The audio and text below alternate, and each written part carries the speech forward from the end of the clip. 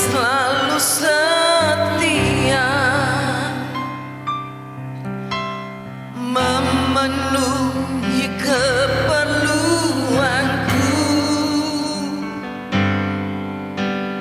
Tak pernah Dia mengecewakan. Yesusku tak pernah gagal menolong, penolong yang selalu setia. Kau selalu setia Yesus, memenuhi keperluanku. Tak pernah Dia mengecewakan.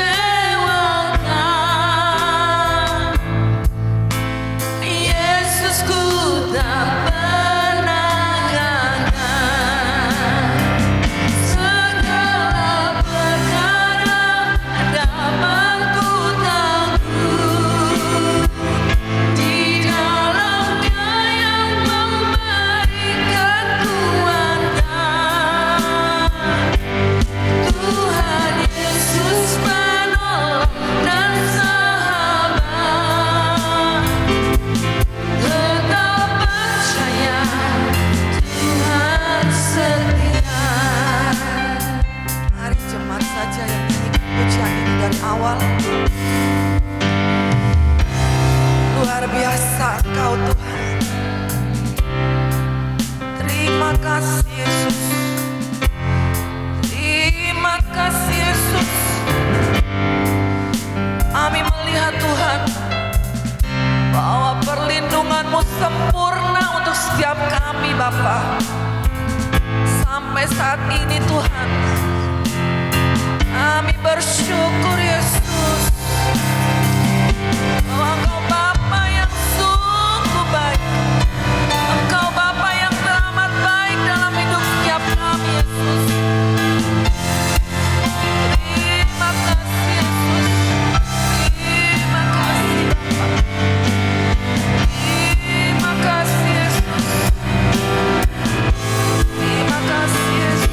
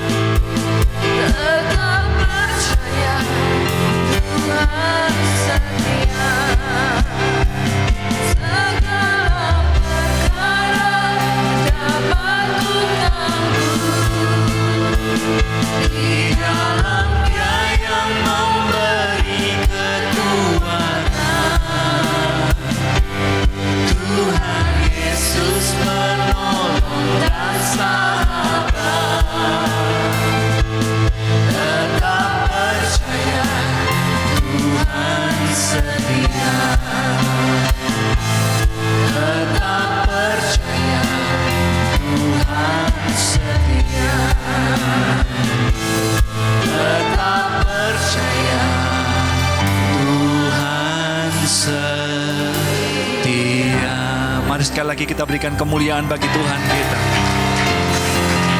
Haleluya. Sungguh kami mengucap syukur kami punya Tuhan yang setia. Melewati segala musim kehidupan, melewati segala kesulitan, tantangan dan masalah dalam kehidupan kami. Kami tidak takut menjalaninya karena kami punya Tuhan yang setia menyertai kami. Itu sebabnya Tuhan hari ini kami bersuka cita dan bersyukur karena kebaikan Tuhan dalam hidup kami. Sebentar kami akan mendengarkan sebagian dari firman-Mu. Biar kami boleh belajar dari firman-Mu Tuhan. Kami boleh ditegur, kami boleh dikuatkan, kami boleh mendapatkan sesuatu untuk kami boleh menjadi pegangan dalam menjalani kehidupan kami.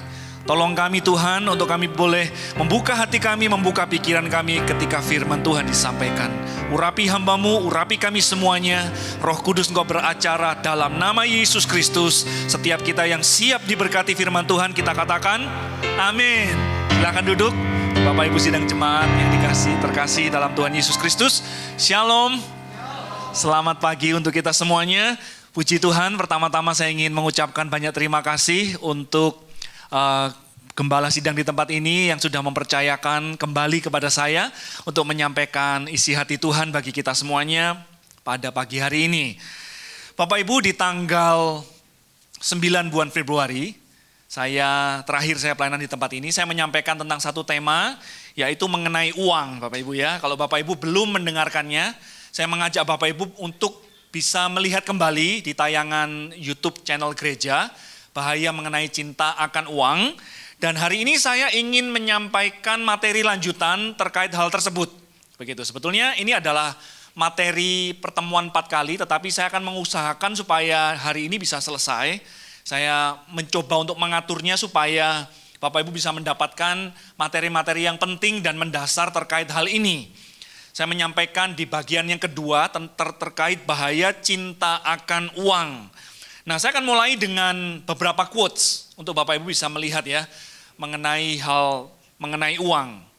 Cornelius Vanderbilt, ini adalah seorang yang sangat kaya di Amerika. Dia mengatakan memiliki miliaran dolar merupakan beban yang terlalu berat. Tidak ada kesenangan di dalamnya. Kemudian Jacob Astor ini adalah salah seorang yang terkaya pada zamannya, dan dia adalah seseorang yang menjadi penumpang kapal Titanic. Nah, dia orang terkaya, salah satu orang terkaya di dunia, penumpang kapal Titanic. Dan dia mengatakan, saya adalah orang yang paling menyedihkan atau orang yang paling kasihan di dunia. Karena menyadari bahwa kekayaan tidak mendatangkan kebahagiaan. Dan dia meninggal di Titanic, waktu musibah Titanic, Bapak Ibu. Kemudian Henry Ford, dia pemilik pendiri mobil Ford. Dia mengatakan, saya lebih bahagia ketika saya masih bekerja sebagai mekanik. Nah, bandingkan dengan seorang penginjil yang namanya George Mueller. Penginjil dari Inggris ini mengatakan seperti ini. Seorang Kristen tidak seharusnya khawatir tentang hari esok atau memberi sedikit atau pelit karena mungkin ada kebutuhan di hari esok. Hari ini adalah hari yang kita miliki untuk melayani Tuhan. Dan besok mungkin tidak pernah datang. Arti hidup kita adalah sejauh mana kita gunakan untuk melayani Tuhan. Ini George Mueller ya.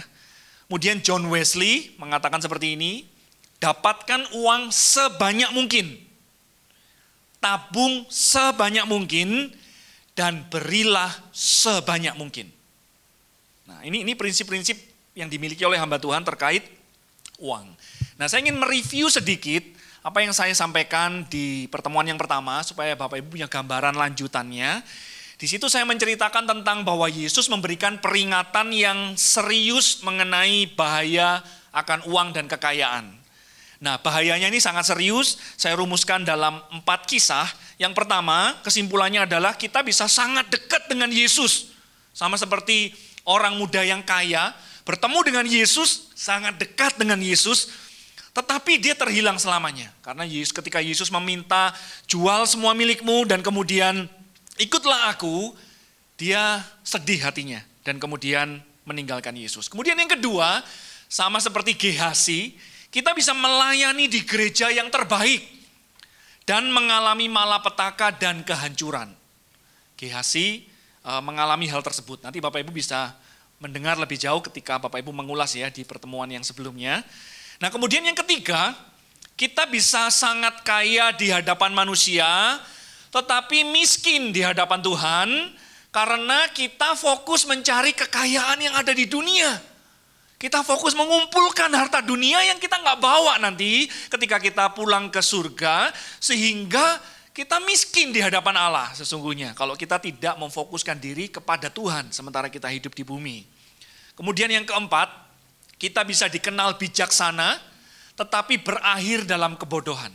Yaitu sama seperti yang dialami oleh Salomo. Salomo ini orang yang sangat kaya, sangat pinter.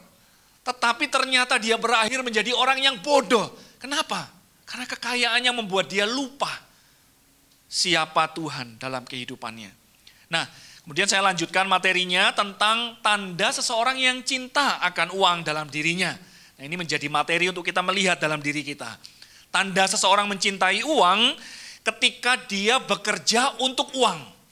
Dia menjalani hidup, melakukan apapun pekerjaannya, cari uang, cari keuntungan, dan mendapatkan kekayaan. Padahal Tuhan menginginkan kita ini bekerja seperti untuk Tuhan. Bukan untuk manusia, apalagi hanya untuk uang. Artinya apa? Apapun yang kita lakukan, mari kita lakukan dengan sungguh-sungguh. Mari kita lakukan dengan sebaik mungkin. Ketika kita bekerja, apakah kita meningkatkan kualitas, berusaha memberikan yang terbaik, berusaha melakukan yang terbaik, atau hanya berusaha cari keuntungan? Nah itu tandanya yang pertama. Kemudian yang kedua, orang yang cinta uang itu tidak pernah puas dan gak pernah cukup dengan apapun yang dia punya. Apapun yang dia punya selalu kurang. Apapun yang dia punya selalu ada yang lebih baik, selalu membuat dia hanya senang dan puas sementara waktu saja. Kemudian setelah itu dia berusaha cari yang lebih baik, tambah lagi, gak pernah puas. Kemudian yang ketiga, orang yang cinta uang itu menemukan kepuasan dalam memamerkan kemewahan. Jadi suka flexing, mana-mana flexing. Kenapa harus beli branded, kenapa harus beli barang yang baru, yang paling keren, yang paling populer, yang viral. Kenapa? Karena dia suka flexing. Harga dirinya, nilai dirinya ditempatkan kepada barang dan kemewahan. Ketika dia pakai barang yang mewah, dia puas, dia bangga. Tapi ketika dia tidak bisa, maka dia tidak akan menemukan kebahagiaan. Yang keempat, merasa berat untuk memberi. Karena memang mindsetnya adalah keuntungan. Jadi kalau kita memberi, kan habis uang saya, berkurang uang saya. Jadi dia sulit untuk memberi. Sekalipun uangnya banyak. Nah, saya ceritakan bahwa pelit ini bukan masalah punya uang atau nggak punya uang. Ada kalanya orang yang punya uang banyak tetapi sulit memberi. Karena apa? Cinta uang. Tetapi sebaliknya ada orang yang punyanya terbatas, tapi dia sangat suka membantu orang lain. Membantu orang yang membutuhkan. Ini masalah hati ya. Kemudian yang kelima, yang terakhir, orang yang cinta uang itu akan menghalalkan segala cara untuk mendapatkan uang. Pada akhirnya dia nggak peduli ini melanggar hukum, ini menyakiti sesama, ini tikam temannya dari belakang, dia nggak peduli. Yang penting saya dapat uang. Nah itu tanda-tanda seseorang yang cinta uang. Kalau kita cinta uang, kita harus bertobat Bapak Ibu. Karena ketika kita cinta uang, kita dikuasai oleh uang, maka ketakutan saya pribadi adalah uang adalah Tuhan kita. Karena Yesus mengatakan dengan jelas, kita nggak mungkin bisa menyembah dua Tuhan. Kalau kita menyembah Tuhan, maka kita harus punya mindset terhadap uang itu seperti Sakeus. Saya melihat kisah Sakeus ini sangat luar biasa. Kenapa? Sakeus itu orang yang sangat kaya. Orang yang dikuasai uang dan cinta uang. Dia menghalalkan segala cara untuk cari uang, Sakeus itu. Tapi ketika bertemu dengan Yesus, dia bertobat. Apa yang dilakukan? Setengah akan diberikan kepada orang miskin. Kemudian kalau dia ada menipu orang, dia ganti 4 kali lipat. Artinya apa? Sudut pandang kita terhadap uang akan berubah Bapak Ibu. Itu tanda seseorang yang mengalami Tuhan. Jadi kalau kita masih ada cinta akan uang, sisa-sisa cinta akan uang, kita harus koreksi. Minta Tuhan, lepaskan cinta akan uang supaya saya bisa mengalami pemeliharaan Tuhan. Nah, saya akan fokus di materi yang kedua ini, bagaimana kita anak Tuhan mengalami pemeliharaan Tuhan. Bagaimana cara pemeliharaan Tuhan itu bekerja dalam kehidupan kita. Jadi ini materi ya lanjutannya, pemeliharaan Tuhan dalam hidup orang percaya. Kalau kita cinta uang, ini akan sulit kita alami. Akan sulit. Nanti saya akan menjelaskan dan menunjukkan kepada kita kenapa kok orang yang cinta akan uang, orang yang dikuasai uang, sulit mengalami prinsip pemeliharaan Tuhan dalam hidup orang percaya.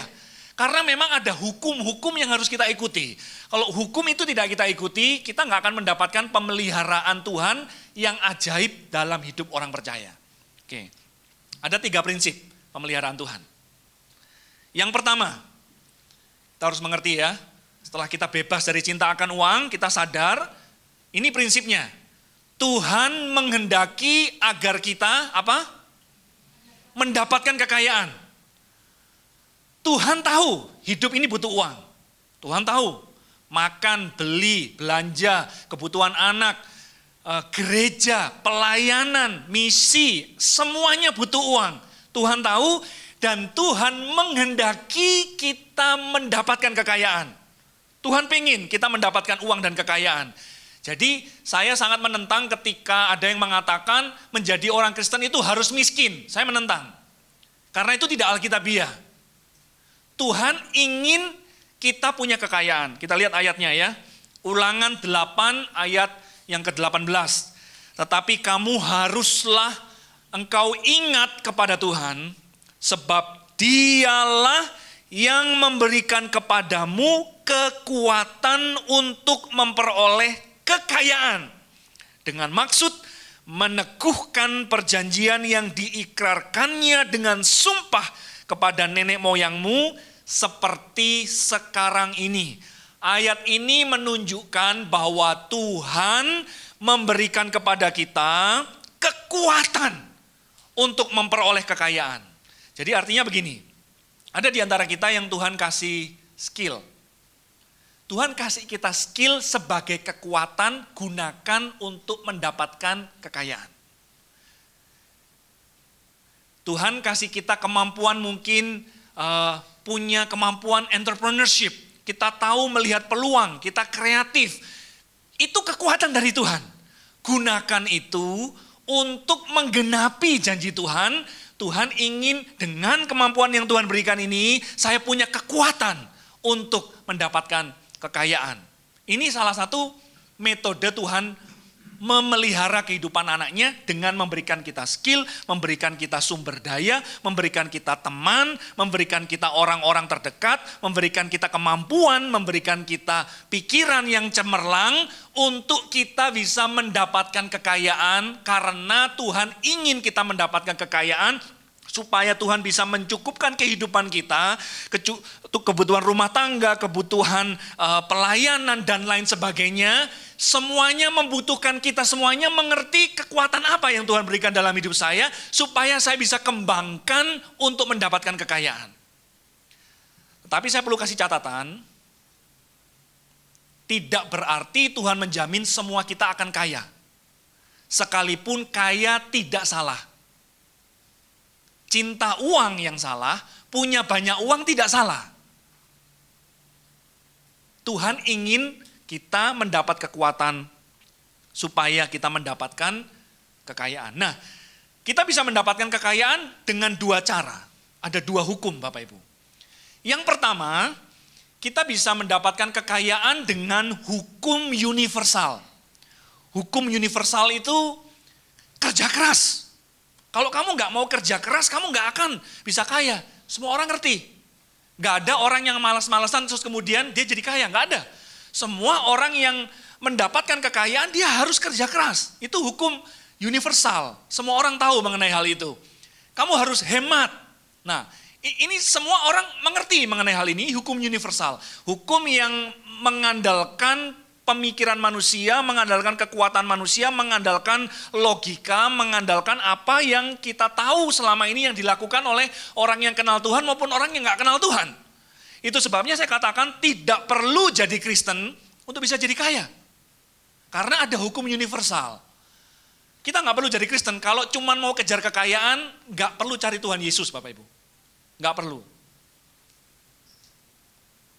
Bapak Ibu bisa gunakan prinsip dunia, hukum universal ini, maka Bapak Ibu akan mendapatkan uang dan kekayaan. Buktinya apa? Kalau Bapak Ibu lihat orang-orang yang kaya di dunia ini, nggak semuanya Kristen bukan? Artinya apa? Hukum universal ini berlaku. Tetapi bukan ini yang akan saya sampaikan kepada kita. Saya ingin mengajak kita untuk bisa mengalami pemeliharaan Tuhan lewat hukum rohani. Hukum rohani itu dasarnya di dalam Yakobus 1 ayat 25. Yakobus 1 ayat 25 mengatakan begini. Tetapi barang siapa meneliti hukum yang sempurna, yaitu firman Tuhan, yaitu hukum yang memerdekakan orang, dan ia bertekun di dalamnya. Artinya Bapak Ibu tidak selesai kita hanya meneliti dan tahu. Enggak selesai di situ. Kita harus bertekun di dalamnya. Ini berbicara konsistensi. Berbicara keinginan untuk saya mau belajar firman, belajar prinsip-prinsipnya. Saya mau menerapkan prinsip firman Tuhan dalam kehidupan saya. Itu goalnya. Jadi bukan hanya mendengar untuk melupakannya. Jadi kalau Bapak Ibu mendengar firman Tuhan setiap hari Minggu terus kemudian lupa, sayang sekali. Bapak Ibu nggak mengalami hal ini. Tetapi sungguh-sungguh melakukannya, ia akan berbahagia oleh perbuatannya. Artinya kita mendengar firman, kita membaca firman, kita nggak mengerti, kita teliti, kita tanya, kita berusaha untuk memahami arti firman Tuhan tersebut, kita pegang prinsip-prinsipnya, bukan hanya dengar lupa, pegang prinsipnya, kita terapkan dalam hidup kita terapkan dalam pekerjaan kita terapkan dalam keluarga kita, maka disitulah Alkitab menjanjikan orang tersebut akan berbahagia karena apa yang dia lakukan.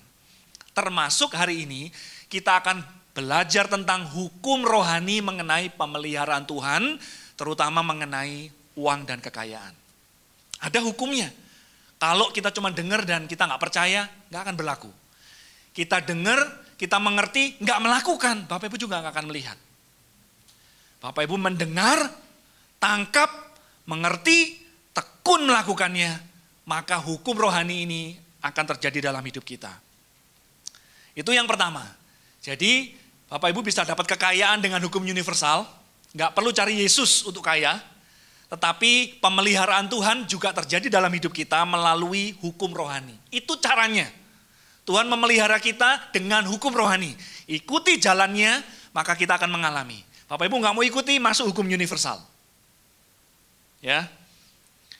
Yang kedua, prinsip yang kedua. Tuhan ingin kita hidup dalam pemeliharaan ilahi. Jadi ini saya tegaskan ya. Tuhan gak kepingin kita hidup dalam hukum universal. Tuhan pengen, ayo kamu kan anak Tuhan, kamu anak-anakku, jangan berusaha dengan kekuatanmu. Masuklah supaya kamu masuk dalam hukum rohani pemeliharaan yang ilahi. Nah di dalam Lukas 12 ayat 29 ayat 31 ini janji pemeliharaan Tuhan dalam hidup anak-anaknya. Dikatakan jadi janganlah kamu mempersoalkan apa yang kamu makan, apa yang kamu minum, jangan cemas hatimu. Tuhan Yesus itu enggak kepingin kita cemas, khawatir apa yang kita makan, apa yang kita minum, kebutuhan kita sehari-hari. Tuhan tahu kebutuhan kita. Semuanya itu dicari bangsa-bangsa. Perhatikan ya, orang-orang seluruh dunia mencari harta dan kekayaan karena apa? Mereka khawatir apa yang akan mereka makan, minum, kebutuhan mereka setiap hari. Akan tetapi Bapamu tahu kamu memang memerlukan semuanya itu. Cari dahulu kerajaan Allah dan maka semuanya itu akan ditambahkan kepadamu. Tuhan Yesus menegaskan di sini, cari kerajaan Allah, ikuti cara Tuhan supaya kamu bisa mengalami pemeliharaan ilahi. Saya kasih contoh ya, pemeliharaan ilahi itu beda sekali dengan hukum universal. Sangat berbeda. Ini akan kita alami kalau kita mengikuti hukum rohani. Nah, pemeliharaan ilahi yang pertama, saya kasih contoh. Prinsip pemeliharaan ilahi yang pertama tidak bisa dibatalkan oleh apapun. Usaha manusia sekalipun tidak bisa membatalkan pemeliharaan ilahi. Contohnya ada dalam Kejadian 26 ayat 15. Kita nggak perlu baca, itu ceritanya tentang sumur Ishak Bapak Ibu ya. Ishak ini dia bikin sumur, dia gali sumur. Kemudian semua orang gali sumur nggak keluar air. Hukum universal. Hukum universal, coba usaha nggak dapat cari lagi, coba usaha cari lagi. Semua orang bikin itu nggak keluar air. Ishak, dia gali sumur langsung keluar airnya. Kok bisa? Tanahnya sama, areanya sama. Kok bisa? Pemeliharaan ilahi. Nggak bisa masuk akal. Kemudian setelah sumurnya keluar air, orang lihat, loh kok enak nih Ishak nih. Kok dia satu kali ngebor langsung keluar airnya. Ayo kita rampas. Akhirnya dirampas, orang datang rame-rame kumpulin massa, dirampas. Kamu nggak boleh di sumur ini punya kita. Ishak nggak melawan, Ishak biarkan Bapak Ibu. Kenapa? Dia percaya pemeliharaan Tuhan. Kemudian dia pergi ke area yang lain, dia gali lagi sumur. Apa yang terjadi? Keluar lagi airnya. Keluar lagi airnya. Kemudian orang lihat, wih Ishak ini, dia gali sumur di situ langsung keluar lagi airnya. Rampas lagi. Orang datang lagi kumpulkan massa, rampas lagi sumurnya Ishak. Ishak, gak apa-apa biarkan. Kemudian Ishak melakukan lagi perjalanan yang lain di area yang lain. Kemudian dia gali sumur lagi, apa yang terjadi? Pemeliharaan Tuhan terjadi. Sumur itu mengeluarkan air. Artinya apa? Berkat, pemeliharaan Tuhan atau berkat, itu tidak bergantung dan bisa dibatalkan oleh situasi dan keadaan. Bahkan usaha manusia berusaha merampas pekerjaan Bapak Ibu, bahkan tangan manusia berusaha menghancurkan usaha Bapak Ibu, tidak bisa menghalangi pemeliharaan Tuhan. Katakan amin. Kenapa? Karena berkat mengikuti orangnya. Paham Bapak Ibu ya? Berkat itu mengikuti kita. Hukum universal akan ngomong, wah kalau kamu buka toko di sini pasti tutup. Terlalu sepi, gak ada orang ke situ. Tapi ini tidak berlaku untuk pemeliharaan Tuhan Bapak Ibu. Kalau Tuhan gerakkan Bapak Ibu untuk melakukan apapun, Bapak Ibu taat. Pemeliharaan Tuhan itu mengikuti orangnya. Bukan bergantung pada tempatnya, bergantung pada situasinya, bergantung pada areanya, tidak bergantung pada itu. Bahkan seandainya ada orang berusaha sirik, menghancurkan Bapak Ibu, gak usah takut karena berkat itu mengikuti kita. Bapak Ibu kontrak tempat kerja, kemudian tempatnya luar biasa. Begitu mau melanjutkan kontrak, harganya 6 kali lipat. Nah, Bapak Ibu diusir keluar. Kemudian orangnya buka bisnis yang sama. Belum tentu jalan. Kenapa? Berkat itu mengikuti kita, bukan tempatnya. Ini pemeliharaan Tuhan Bapak Ibu. Ya. Jadi kita harus mengerti ini. Kemudian yang kedua, berkat itu tidak dipengaruhi krisis. Pemeliharaan ilahi itu enggak bergantung kepada krisis. Artinya Tuhan bisa mencukupkan memelihara hidup kita dalam keadaan apapun. Kejadian 43 ayat 1, Kejadian 26 ayat 12 ini bercerita tentang kelaparan yang terjadi di muka bumi. Dialami oleh Abraham, dialami oleh Ishak, tetapi justru dalam pemeliharaan Tuhan, kelaparan terjadi, semua orang kesulitan cari makan.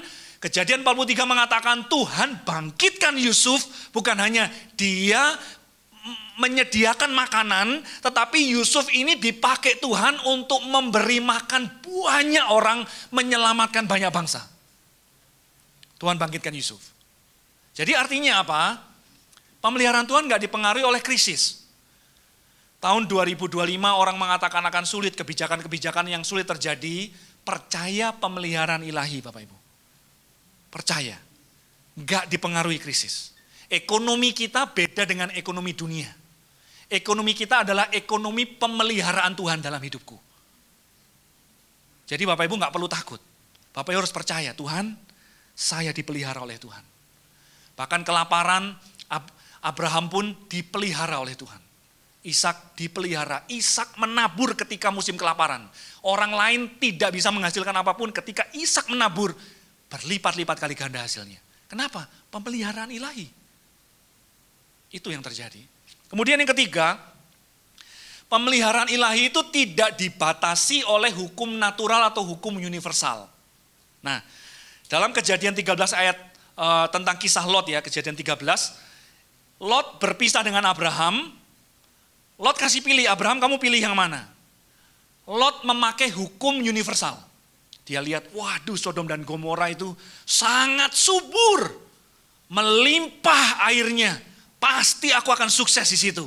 Dagang pasti rame. Hukum universal. Hukum natural. Dia pilih ke sana. Abraham dapat apa? Sisa-sisa. Tanah gersang tandus. Berbatu-batu, nggak ada makanan, nggak ada air. Bagaimana bisa hidup? Secara natural, nggak bisa. Kadang saya ingin bertanya kepada Lot, Lot ini kan ommu. Masa kamu biarkan dia makan batu? Lot mungkin dalam hatinya, emang gue pikirin. Dia mau makan batu, makan pasir, nggak apa-apa. Tapi Abraham disertai Tuhan.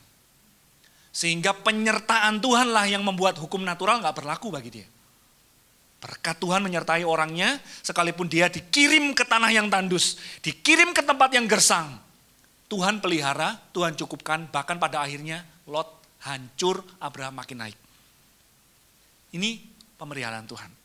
Yang terakhir, pemeliharaan Tuhan itu tidak dibatasi oleh sistem Bapak Ibu. Nggak dibatasi oleh sistem. Jadi sistem ini kalau saya gambarkan dalam 1 Raja-Raja pasal 17, itu cerita tentang Elia ketika Elia dipelihara oleh Tuhan di sungai Kerit.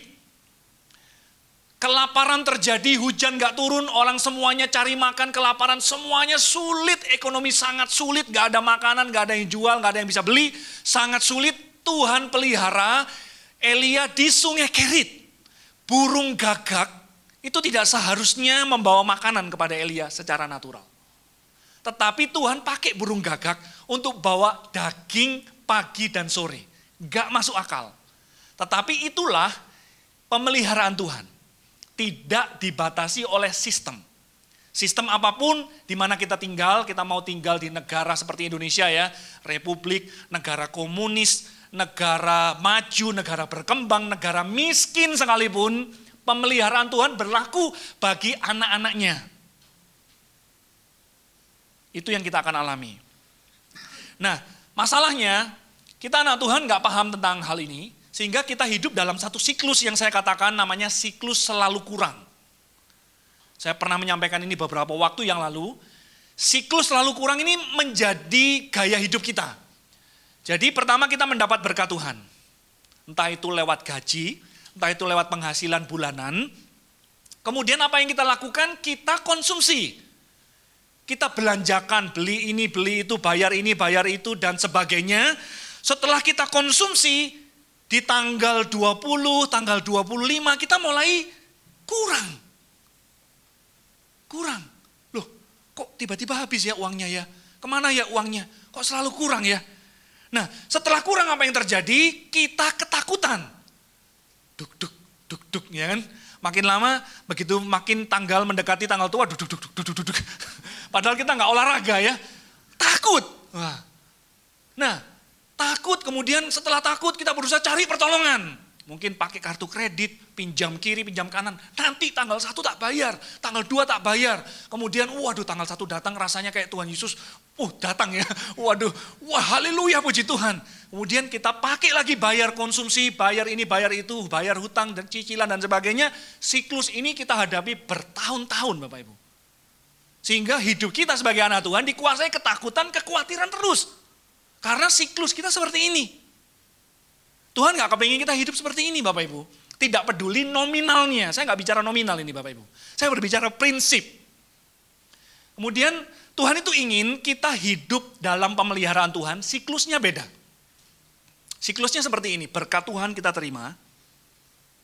Kemudian kita tidak langsung konsumtif, tapi kita menempatkan Tuhan di tempat pertama. Kita ikuti hukum-hukum rohani yang Tuhan berikan sebagai panduan. Nanti secara detail, praktis saya akan tunjukkan. Tetapi ini prinsipnya dulu. Kita tempatkan Tuhan yang pertama. Tuhan, apa yang saya harus lakukan dengan berkat-Mu? Semua uang itu milik Tuhan. Alkitab mengatakan emas dan perak itu aku yang punya. Semua bangsa-bangsa di muka bumi itu Alkitab katakan, Hagai katakan itu kepunyaanku.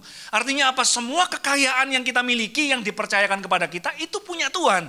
Artinya bagaimana kita menggunakan uang kita, bagaimana kita mengelola uang kita, bagaimana kita membelanjakannya, kita harus bertanggung jawab kepada Tuhan. Sama seperti seorang bendahara. Tidak ada bendahara yang bekerja di perusahaan apapun yang diberi kemenangan untuk belanjakan seenaknya tanpa bertanggung jawab. Nggak ada. Kita harus bertanggung jawab kepada owner. Sekalipun pegang uangnya, ini bukan punya saya. Jadi tanya Tuhan, ikuti hukumnya, tempatkan Tuhan. Baru setelah itu pemeliharaan Tuhan terjadi. Tuhan menyediakan. Tuhan memelihara. Itu siklusnya. Nggak masuk akal sih, kok bisa ya ada customer datang, dari mana ya? Nggak masuk akal sih kok bisa dari luar pulau tiba-tiba telepon minta barang, tahu dari mana saya nggak tahu. Itu bentuk pemeliharaan Tuhan, bentuk Tuhan menyediakan. Kemudian apa yang terjadi? Iman kita bertumbuh. Memang luar biasa ya kalau saya hidup takut akan Tuhan. Kalau saya tempatkan Tuhan di tempat yang pertama, kalau saya ikuti hukum rohani, betul-betul Tuhan itu memelihara. Iman kita bertumbuh. Dan kemudian berkat Tuhan datang, kita tempatkan Tuhan yang pertama. Ini siklus hidup yang Tuhan ingin kita jalani. Tuhan pengen kita nggak mengalami ketakutan berlebihan, khawatir berlebihan. Tetapi percaya ketika kita ikuti hukum rohani, tempatkan Tuhan di tempat pertama, maka Tuhan akan memelihara, menyediakan, dan iman kita bertumbuh. Kita jadi kesaksian bagi rekan yang lain, teman-teman yang lain. Makanya kamu jangan hidup seperti hukum natural. Ayo ikut Tuhan. Kamu akan mengalami pertolongan Tuhan. Prinsip yang ketiga, yang terakhir. Tuhan menghendaki agar kita memiliki segala sesuatu yang kita butuhkan untuk apa? Menyelesaikan rencananya. Ini fokus Tuhan. Kalau kita nggak masuk ke prinsip yang ketiga, maka orang akan bisa berpikir bahwa Tuhan akan mencukupkan segala sesuatu untuk kenikmatan saya. Tuhan akan memberikan segala sesuatu untuk yang saya sukai, untuk apa yang menjadi saya yang inginkan, apa yang saya mau. Tetapi ternyata Tuhan menghendaki agar kita memiliki segala sesuatu yang kita butuhkan untuk supaya rencana Tuhan selesai dalam hidup kita. Saya kasih contoh.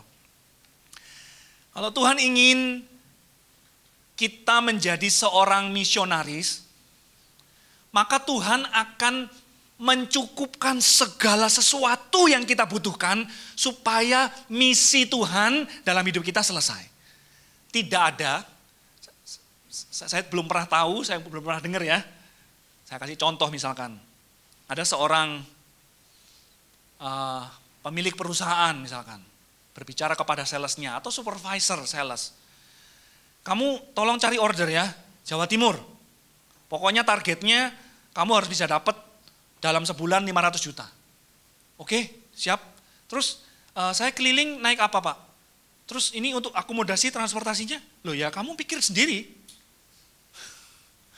Urusanmu udah, saya nggak mau tahu. Perusahaan dunia saja ngerti.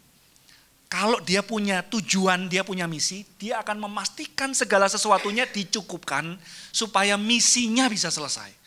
Jadi pertanyaannya adalah, Bapak Ibu hidup untuk misi Tuhan atau untuk misi kita? Kita hidup untuk agenda Tuhan atau agenda kita? Kalau kita nggak mengerti misi Tuhan dalam hidup kita, tujuan Tuhan dalam hidup kita akan pontang-panting menyelesaikan, mencukupi misi kita sendiri. Tapi kalau kita hidup untuk misi Tuhan, untuk tujuan Tuhan, Tuhan panggil kita jadi guru. Tuhan akan kasihkan segala resource, sumber daya, kemampuan, supaya kita bisa jadi guru yang baik. Guru yang terbaik. Memaksimalkan potensi kita. Kalau Tuhan pengen kita jadi businessman, supaya lewat bisnis kita akan ada dana atau keuangan yang akan bisa membantu pekerjaan Tuhan di mana-mana tempat, maka Tuhan akan pastikan kita akan punya kemampuan, kita akan punya sumber daya, kita akan bertemu dengan orang yang tepat, tempat yang tepat, customer yang tepat, supaya rencana Tuhan selesai. Sehingga tujuannya apa? Ada bantuan keuangan untuk mengalir kepada pekerjaan Tuhan di mana-mana tempat lewat hidup kita. Tapi kalau kita nggak hidup dan nggak ngerti rencana Tuhan dalam hidup kita akan berjuang sendiri, Bapak Ibu. Jadi artinya Tuhan punya misi, kita perlu menyelesaikan misi itu, dan Tuhan akan pastikan semua yang kita butuhkan itu akan tercukupi supaya misi Tuhan selesai dalam hidup kita. Jadi bagi anak muda di tempat ini, jangan cari profesi yang hanya sekedar menghasilkan uang paling banyak. Jangan cari profesi yang, wah kok banyak orang ke sana, saya tak ikut-ikutan. Jangan. Berdoa sungguh-sungguh, Tuhan, apa misimu dalam hidupku? Dan ketika Tuhan nyatakan dirinya, jangan takut melangkah. Karena apa? Pemeliharaan Tuhan berlaku dalam hidupmu. Jadi dalam kacamata ini, dalam kacamata prinsip ini, bagi saya punya uang banyak dan uang sedikit nggak ngaruh, Bapak Ibu. Nggak penting. Punya tabungan banyak dan punya tabungan sedikit nggak penting dalam prinsip ini. Selama saya hidup dalam misinya Tuhan. Demikian juga sebaliknya ketika Tuhan minta saya memberi dalam jumlah yang sangat banyak, ketika itu memang kehendak Tuhan, maka saya nggak perlu takut, karena selama saya hidup dalam misinya Tuhan dan saya melakukan kehendak Tuhan, mengikuti prinsip-prinsip rohani dalam hidup saya nggak perlu khawatir dan nggak perlu takut. Karena apa? Tuhan memelihara kehidupan anak-anaknya.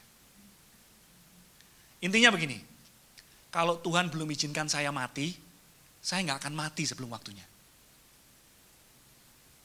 Itu prinsipnya.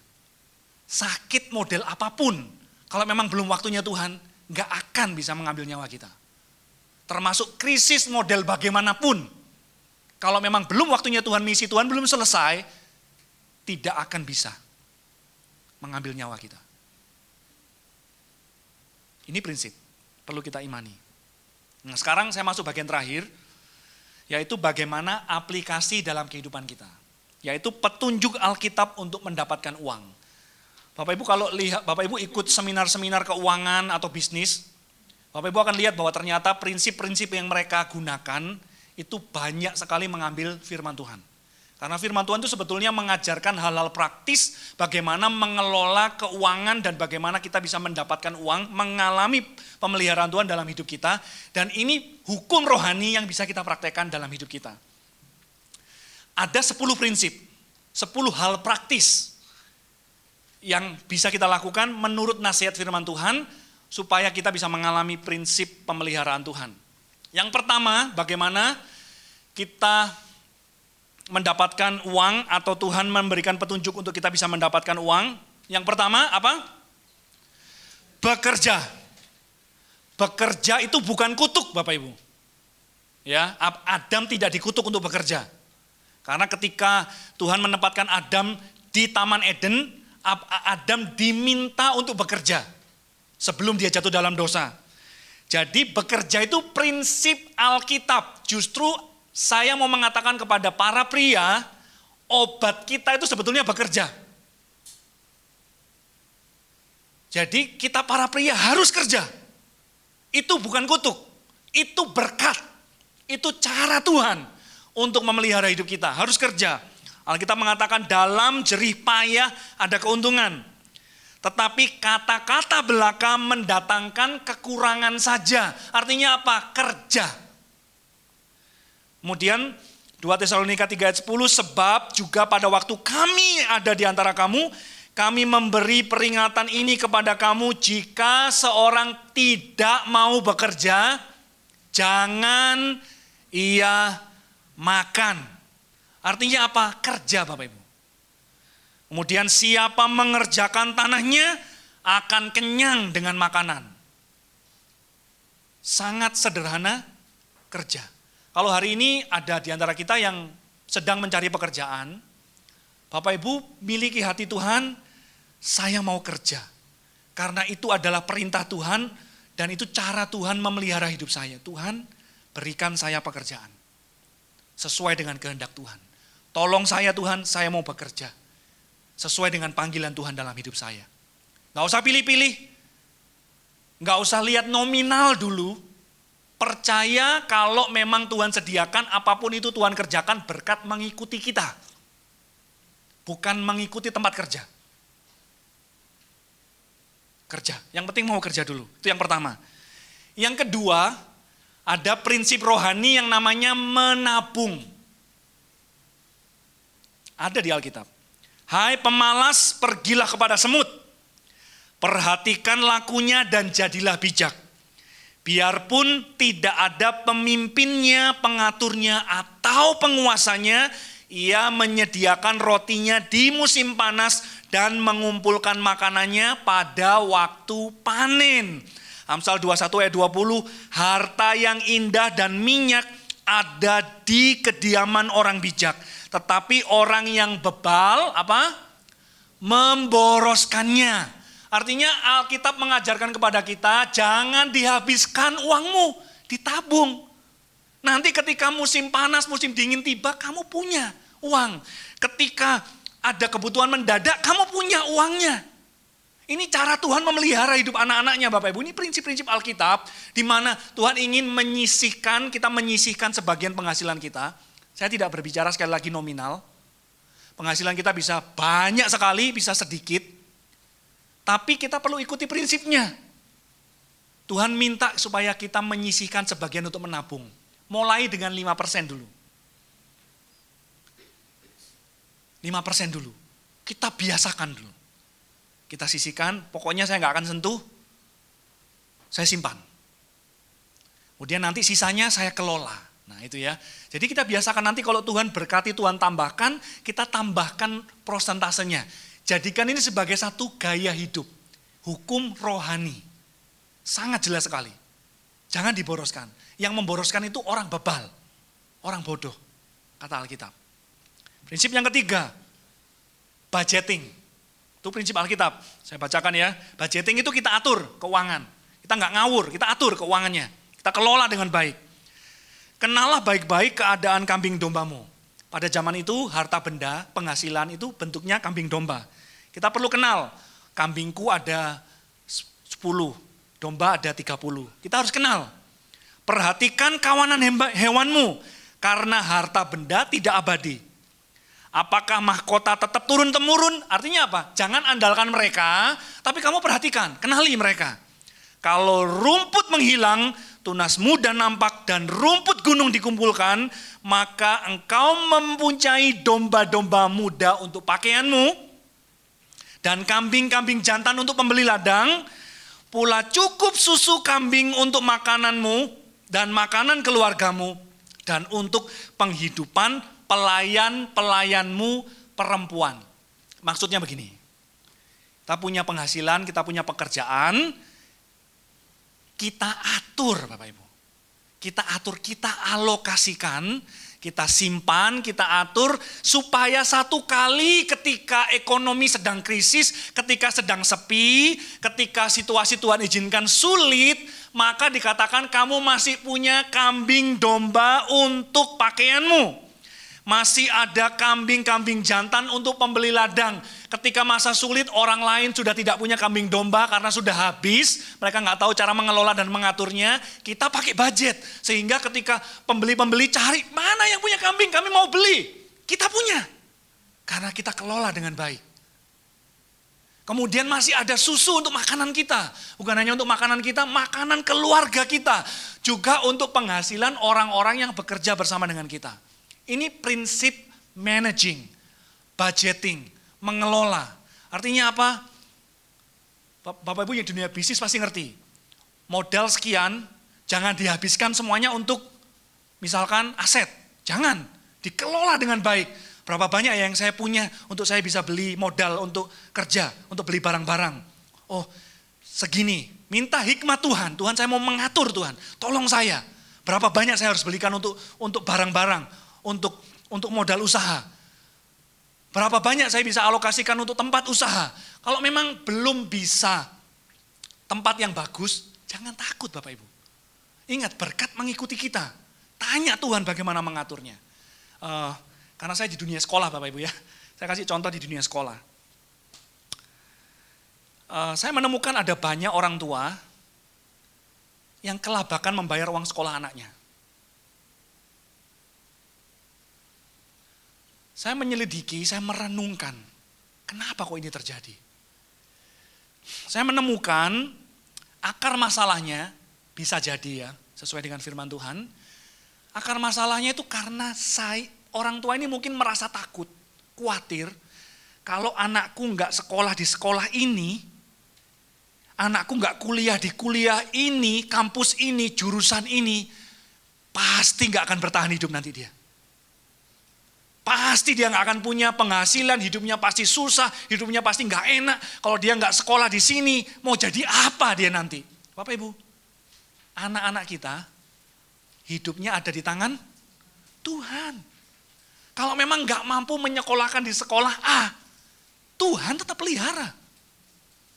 Keberhasilan mereka tidak bergantung kepada sekolah ABC, kampus ABCD.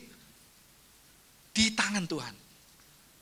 Tapi kalau misalkan kita mampu setelah kita budget dan kita hitung semuanya, saya tidak melarang kita mencari sekolah terbaik. Tapi jangan gara-gara kita berusaha memaksakan diri untuk masuk ke situ, dan kemudian pada akhirnya kita kelabakan dalam mengatur keuangan yang lain. Ini sesuatu yang sangat penting. Yang keempat, prinsip Alkitab yang keempat adalah memberi dengan murah hati. Itu prinsip. Ada yang menyebar harta tapi tambah kaya. Nggak masuk akal. Ada yang menghemat luar biasa, selalu kurang. Siapa banyak memberi berkat diberi kelimpahan, siapa memberi minum, ia sendiri akan diberi minum. Nggak masuk akal, logikanya di mana? Saya nggak bisa menjelaskan. Firman Tuhan, hukum rohani. Bapak Ibu diajar untuk memberi. Diajar untuk memberi. Artinya apa? Memberi itu bisa datang dengan berbagai macam cara Bapak Ibu. Ada yang namanya memberi secara spontan. Artinya begini, ketika Bapak Ibu jalan di mall atau jalan di satu pertokoan atau di mana saja, Bapak Ibu kemudian melihat seseorang dan kemudian merasa, kok kasihan ya orang ini ya, atau anak ini ya, saya beri, saya bantu. Itu spontan, tidak masalah, tidak salah. Tetapi saya ingin mengajak kita untuk naik level. Mari kita belajar untuk yang namanya memberi secara terstruktur atau terencana. Jadi ketika Bapak Ibu mendapat penghasilan, Bapak Ibu sudah menyisihkan sebagian prosentase penghasilan untuk Tuhan, ini saya mau berikan. Saya mau tabur Tuhan. Kepada siapa, untuk siapa, Tuhan tolong tunjukkan kepada saya. Ini uangnya Tuhan, ini prinsipnya Tuhan. Memberi dengan murah hati. Orang yang menabur sedikit menuai sedikit, orang yang menabur banyak akan menuai banyak juga. Tuhan tolong saya untuk saya bisa tahu kepada siapa ini saya harus salurkan. Jadi ini memberi yang terstruktur, terencana. Ini next level Bapak Ibu. Ini next level. Setiap bulan atau kita sepakat. Kalau suami istri kita ngomong dulu ya. Jangan nanti istri nggak tahu atau suami nggak tahu jadi masalah. Kita ngomong, kita dengar firman Tuhan tadi. Kita lakukan yuk firman Tuhan. Ayo kita setiap bulan kita komitmen. Mungkin prosentase, mungkin satu nominal. Kita sisihkan. Nanti Tuhan akan tunjukkan. Kalau Bapak Ibu lakukan itu, Tuhan akan taruh satu nama dalam diri Bapak Ibu. Tuhan taruh satu tempat. Tuhan taruh satu orang. Atau satu nomor telepon. Bapak Ibu, kalau Tuhan gerakkan, taat, lakukan. Ini prinsip firman.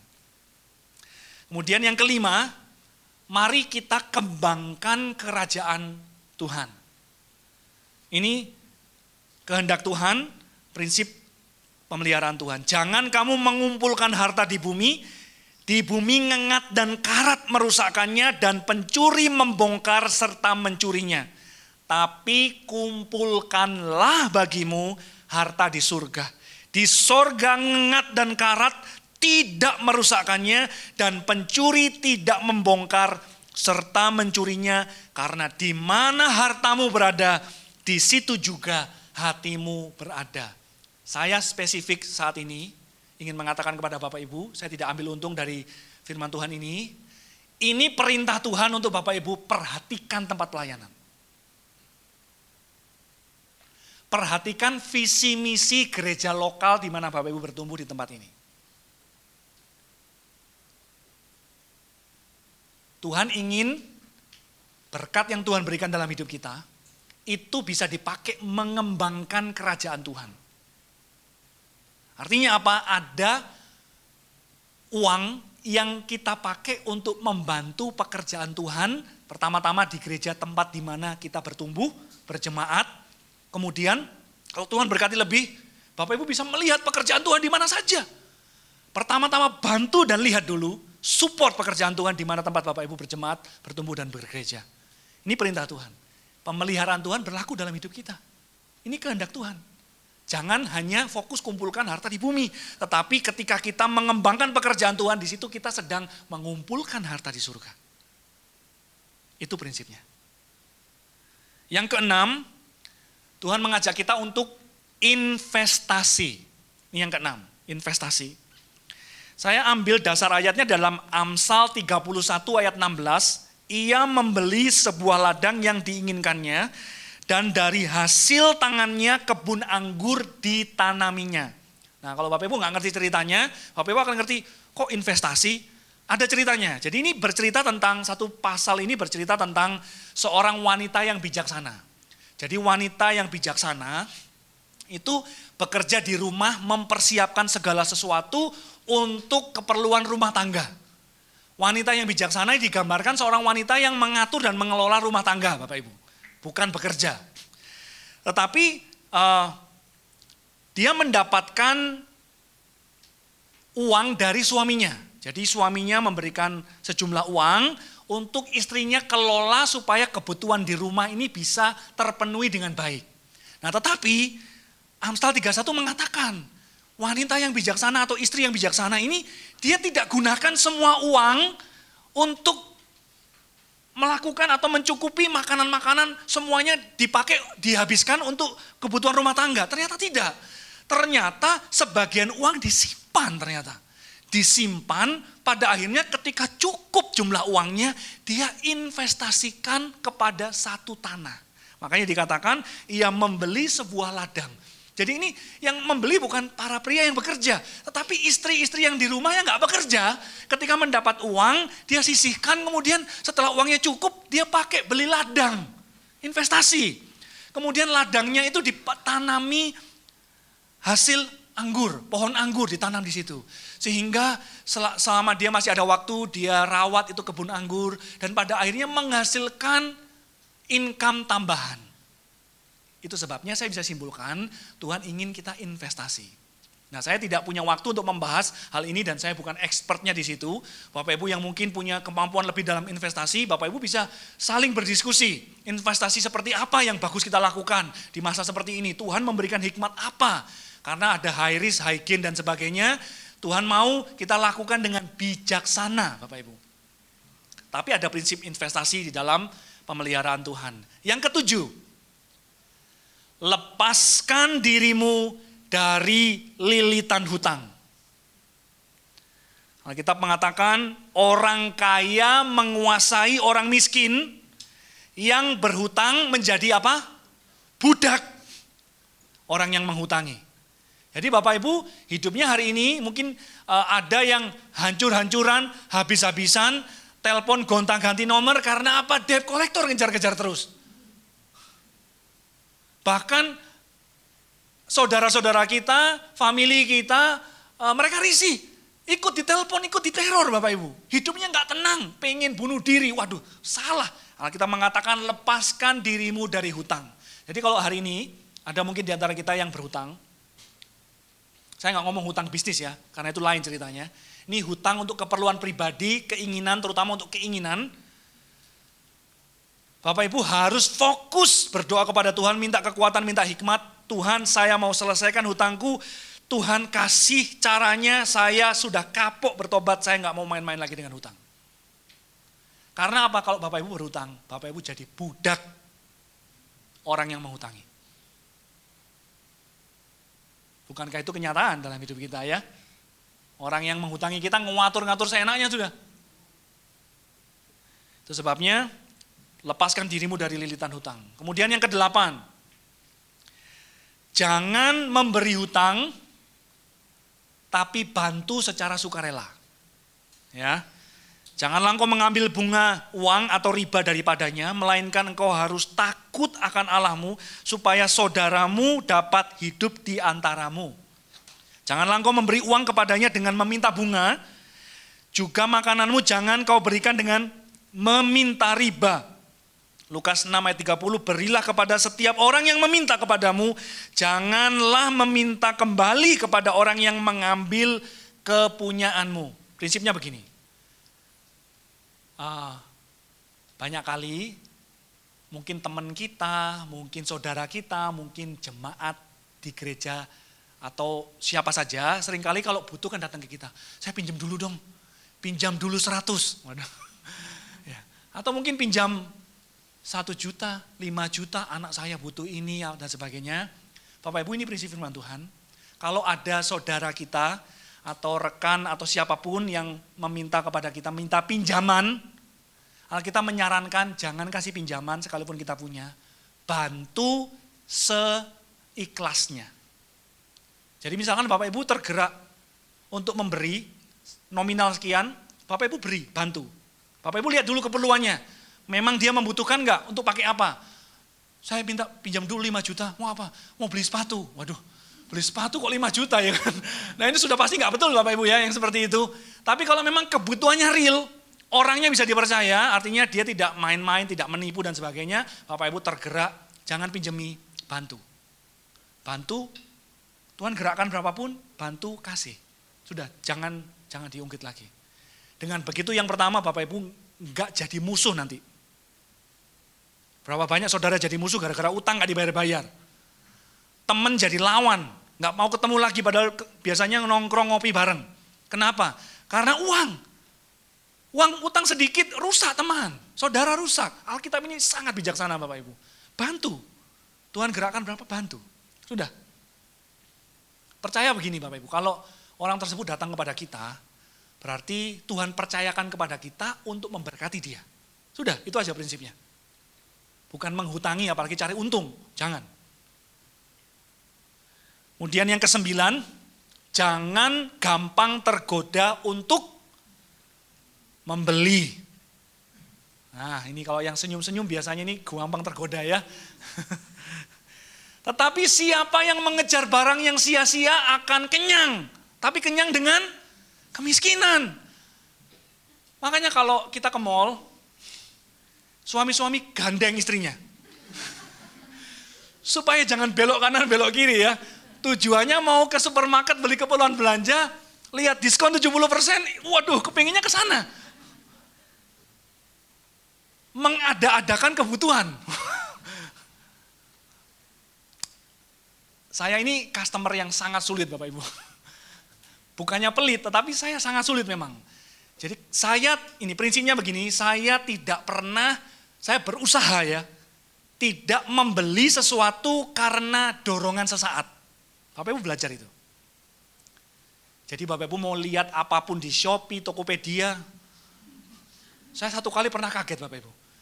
Waktu ada kuis, siapa di sini yang keranjangnya paling banyak dapat hadiah? Ada orang angkat tangan Bapak Ibu. Bapak Ibu coba tebak keranjangnya berapa? 20? Salah. 300? Salah. 780. Keranjangnya 780. Wow. Tapi paling tidak dia nggak langsung beli. Masukkan keranjang dulu. Yang penting masuk keranjang dulu. Jangan beli berdasarkan dorongan sesaat. Karena biasanya itu menipu. Kalau kita kepingin entah lihat sesuatu di mall di mana saja, pulang dulu, biarkan dia tidur dulu. Nanti setelah tidur besoknya bisa jadi lupa loh Bapak Ibu. Bisa jadi lupa, bisa jadi ternyata kok saya nggak perlu ya. Atau bisa jadi ternyata istri atau suami ngomong, "Ma, besok ini kita mau butuh bayar ini loh." Wah, langsung oh ya itu lebih penting. Ah udah saya nggak usah beli itu dulu. toh saya nggak butuh juga. Nah, jadi jangan kalau ada, wih bagus ini 70%, kapan lagi saya bisa beli? Justru yang seperti itu justru, Tuhan Yesus tolong, Tuhan Yesus harus itu dilawan ya. Makanya kita harus saling mengingatkan, ingatkan. Nah, jangan gampang tergoda membeli. Yang terakhir, 10, jangan menanggung hutang orang lain. Orang yang tidak berakal budi, orang yang bebal, orang yang bodoh, sama katanya, ialah dia yang membuat persetujuan, yang menjadi penanggung bagi sesamanya. Pinjam dong namanya, saya mau kredit motor. Hati-hati Bapak Ibu. Saya pakai namamu dong, KPR. Hati-hati Bapak Ibu. Alkitab mengatakan dengan jelas, bukan kita nggak mengasihi. Gini, kalau kita masih belum mampu, jangan beli. Prinsipnya itu. Kalau memang belum bisa beli, tahan. Berarti memang Tuhan bilang belum butuh kita. Karena kalau sudah butuh untuk misinya, Tuhan pasti sediakan dan pelihara. Gampang sekali prinsipnya. Tapi masalahnya kita ini keinginan. Dan hukum natural itu bekerja. Sehingga ambisi. Kerjanya ambisi. Nggak tanya Tuhan, pokoknya hajar. Hancur kita. Saya kasih contoh terakhir ya sebelum kita selesai. Ini firman Tuhannya agak panjang karena saya ingin Bapak Ibu ngerti semuanya. Kira-kira bisa nggak sih saya hidup dengan prinsip rohani? Apakah mungkin di dunia bisnis mungkin Bapak Ibu yang bisnismen akan ngomong, waduh kalau saya seperti itu Pak, gimana bisa bisnis saya? Apakah bisa Tuhan berkati, apakah bisa bertahan bisnis saya? Saya kasih contoh, sangat bisa Bapak Ibu. Ada seorang namanya David Green. David Green ini lahir tumbuh besar dari keluarga Kristen, dididik, dibesarkan dengan firman Tuhan, sehingga dia hidup takut akan Tuhan. Di tahun 76 dia memulai satu bisnis retail atau menjual barang retail di garasinya, modalnya $600 di garasi. Tahun 77 dia membuka toko pertamanya, modal dari bank, dia buka toko pertamanya, dan Bapak Ibu sampai hari ini tokonya berkembang. Dan kalau Bapak Ibu lihat di websitenya, itu tokonya namanya Hobby Lobby. Ada nanti websitenya, Bapak Ibu bisa cari. Di websitenya itu kalau Bapak Ibu lihat di tentang kami, dia tuliskan satu prinsip usahanya. Slogannya, Bapak David Green ini menulis begini. Tuhan yang sudah menolong kami di waktu yang lalu akan menolong kami di masa yang akan datang. Itu prinsipnya. Kemudian dalam SOP-nya dia tuliskan sesuatu yang sangat aneh dan gak masuk akal dalam hukum natural. Dia ngomong seperti ini. Hari Minggu tutup. Loh, bayangkan retail, supermarket, hari Minggu tutup. Kalau orang bisnis akan ngomong, kamu ini gak mikir dah.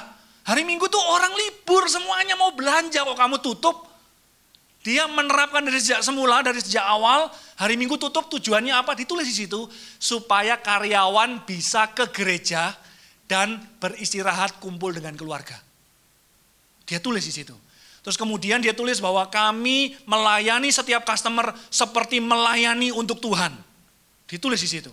Dan kemudian dia tulis lagi, 50% pendapatannya sebelum pajak diberikan untuk pelayanan sosial di seluruh dunia. Enggak masuk akal Bapak Ibu. Tapi hari ini kalau Bapak Ibu lihat ya, Hobby Lobby ini punya cabang di Amerika kurang lebih 700 toko cabangnya. Dan dia adalah private company, perusahaan perseorangan yang dimiliki oleh satu atau sedikit orang. Dia merupakan private company terkaya atau terbaik, tersukses nomor sekitar 60 sekian di Amerika. Ketika dia hidup dalam hukum rohani Tuhan pelihara. Saya nggak janji bahwa kalau Bapak Ibu ikut semua hukum rohani, Bapak Ibu akan jadi seperti David Green, bukan itu maksud saya. Tapi Bapak Ibu akan hidup dalam pemeliharaan Tuhan. Pemeliharaan Tuhan itu kalau saya simpulkan, misi Tuhan dalam hidupmu akan Tuhan cukupi. Itu. Bapak Ibu nggak perlu takut, nggak perlu khawatir, karena Tuhan akan cukupkan segala sesuatu untuk kita selesaikan rencana Tuhan dalam hidup kita. Caranya 10 langkah yang tadi. Bapak Ibu ikuti. Jadi artinya, kalau Bapak Ibu bisnismen, Bapak Ibu bisa belajar untuk menerapkannya. Hari ini kalau Bapak Ibu membutuhkan slide saya, cukup banyak tadi materinya, Bapak Ibu bisa minta dan ambil di multimedia ya. Bapak Ibu bisa ambil, Bapak Ibu bisa baca lagi, pelajari sambil mendengarkan rekamannya. Saya tahu saya sangat cepat sekali membagikannya, dan saya ingin Bapak Ibu kita hidup dalam pemeliharaan Tuhan. Nggak usah khawatir tentang bagaimana makan, minum, dan hari depan, tapi benar-benar menjadi seorang pengelola di mana Tuhan akan pelihara hidup kita, karena kita hidup bukan dalam hukum natural, tapi kita mau hidup dalam hukum rohani, di mana di situ prinsip pemeliharaan Tuhan itu bekerja dalam hidup kita. Amin, Tuhan Yesus memberkati kita semuanya. Mari kita sejenak datang kepada Tuhan. Saya minta tolong singers untuk bisa membantu saya. Haleluya. Hari ini kalau ada di antara kita yang khawatir tentang bagaimana masa depan, datang kepada Tuhan. Haleluya. Haleluya. Imani bahwa di setiap musim hidup kita, Tuhan ada di sana. Haleluya.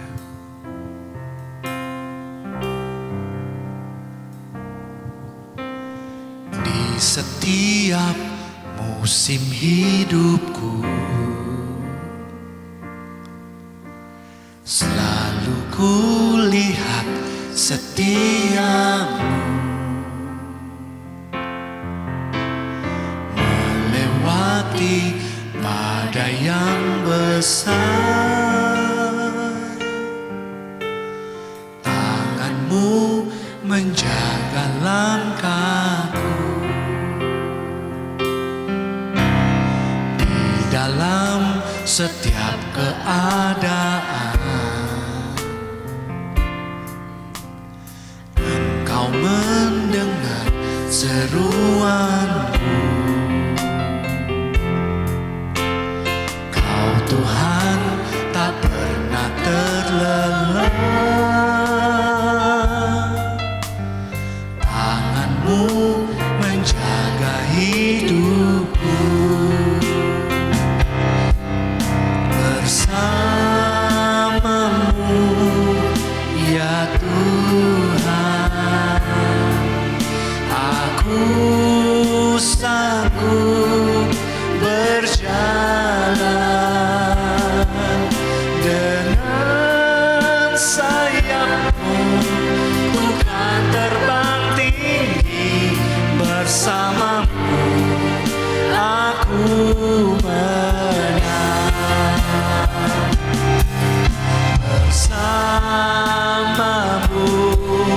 ya Tuhan, aku sanggup berjalan.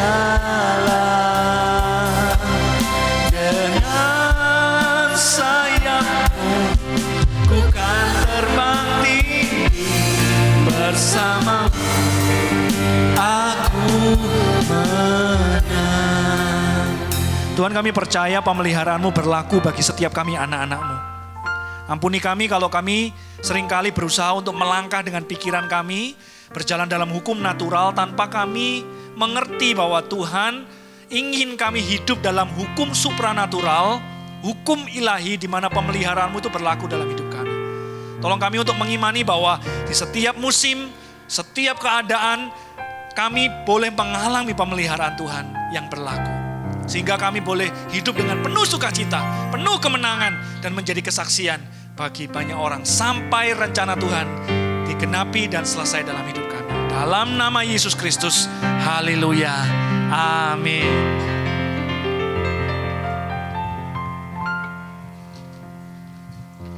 Shalom. Atas nama GB Hope kami mengucapkan terima kasih untuk pelayan Pak Edi. Tuhan Yesus berkati Pak. Saya akan masuk dalam pengumuman. Bagi saudara yang ingin memberikan persembahan bisa mengambil amplop yang ada di depan Bapak Ibu dan memasukkannya ke kotak persembahan setelah ibadah ini selesai. Untuk ibadah online dapat diakses melalui YouTube yang linknya akan dibagikan melalui grup WhatsApp gereja kurang lebih jam 1 siang nanti. Dan untuk membangun keintiman dengan Tuhan, gereja mengajak semua jemaat untuk menyembah Tuhan di rumah masing-masing setiap hari jam 8 malam. Saudara bisa mengajak seluruh anggota keluarga untuk terlibat dalam penyembahan. Doa malam diadakan pada hari Rabu jam 7 malam. Bapak Ibu yang akan hadir bisa datang 15 menit lebih awal. Untuk komsel diadakan sesuai dengan jadwal komsel masing-masing. Itu aja untuk pengumuman. Saya undang Bapak Ibu jemaat untuk bangkit berdiri. Kita akan menutup ibadah dengan berdoa. Tuhan Yesus yang baik, kembali lagi kami ke hadirat-Mu, kami sangat bersyukur, kami boleh beribadah, memuji nama-Mu, memuliakan-Mu Tuhan. Kami juga bersyukur atas firman yang Kau berikan. Biarlah firman yang kami terima hari ini bisa berakar kuat dalam hati kami, bertumbuh dan kami bisa melakukannya dan menghidupinya Tuhan. Kami juga berdoa bagi Pak Edi yang memberikan firman-Mu, berkatilah pelayanannya, berkatilah segalanya sehingga dia bisa memuliakan nama-Mu lebih lagi Tuhan. Kami juga berdoa bagi Bapak Penggembala kami, Pak Hari, serta keluarganya Tuhan, berkatilah kesehatannya, berkatilah penggembalaannya, sehingga kami semakin mengenal-Mu melalui penggembalaannya Tuhan. Kami juga berdoa bagi seluruh pelayan Tuhan yang melayani, baik itu WL, pemain musik, semuanya Tuhan, biarlah kami melayani-Mu hanya untuk memuliakan nama-Mu Tuhan. Kami bawa juga seluruh jemaat GB Hope yang hadir hari ini maupun yang belum bisa hadir.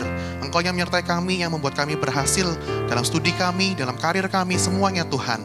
Biarlah kami bisa menghidupi firman-Mu dan kami bisa memenangkan jiwa bagi kemuliaan-Mu Tuhan. Engkau juga memberkati negara kami Tuhan, Indonesia. Lawatlah negara ini, curahkan hujan pertobatan. Berikan Indonesia kemenangan dan kemuliaan bagi nama-Mu Tuhan.